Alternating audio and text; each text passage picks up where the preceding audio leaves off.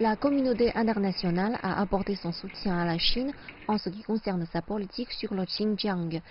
Des ambassadeurs de l'ONU de 50 pays différents ont envoyé une lettre conjointe au président du Conseil des droits de l'homme de l'ONU et au haut-commissaire aux droits de l'homme.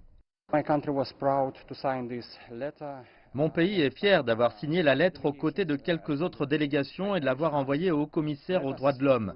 Rappelons-nous que la Chine a sorti de la pauvreté 800 millions de personnes. Certes, il y a quelques problèmes dans la région du Xinjiang, mais les autorités en sont pleinement conscientes. Elles s'attaquent à ces problèmes. Le Xinjiang se trouve au cœur de l'initiative Ceinture et Route, et le peuple là-bas veut la stabilité. Dans leur lettre, les ambassadeurs ont salué les progrès économiques et sociaux de la Chine et les mesures prises pour lutter contre le terrorisme et la radicalisation, ainsi que son ferme engagement envers la cause des droits humains. Ils ont également tenu à montrer la différence entre comment le Xinjiang est dépeint par ceux qui ont visité la région et par certains médias occidentaux.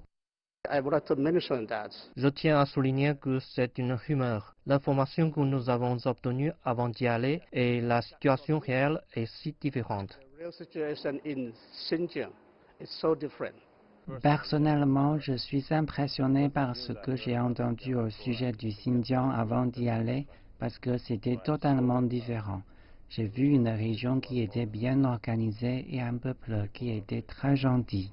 Le terrorisme et l'extrémisme ont des défis complexes dans le monde. Afin de répondre à la menace, la région autonome de Xinjiang ouïghour a adopté des mesures légales, notamment en créant des centres de formation professionnelle et d'enseignement. La lettre est co-signée par des nations à travers le monde, de l'Asie à l'Afrique, en passant par l'Amérique latine et l'Europe, sans oublier l'organisation de la conférence islamique. Et leur soutien vient de la compréhension du développement du Xinjiang. Nous connaissons la situation dans la région, le Xinjiang, qui est également une région limitrophe de notre pays. Nous savons ce que le gouvernement fait, quelles tentatives et quelles mesures ont été mises en œuvre dans la région pour soutenir la paix, la sécurité et le développement de la communauté ici. Dans un communiqué, la mission permanente de la Chine auprès de l'Office des Nations Unies à Genève a indiqué que d'autres pays avaient exprimé leur soutien dans des lettres séparées ou dans des communiqués de presse. Ils ont envoyé un message et un signal fort. Nombreux d'entre eux se sont rendus au Xinjiang et l'ont vu de leurs propres yeux. Ils ont vu la véritable situation du Xinjiang. Ils ont hautement apprécié les efforts et les progrès réalisés par les populations locales qui tentent de stabiliser la situation là-bas.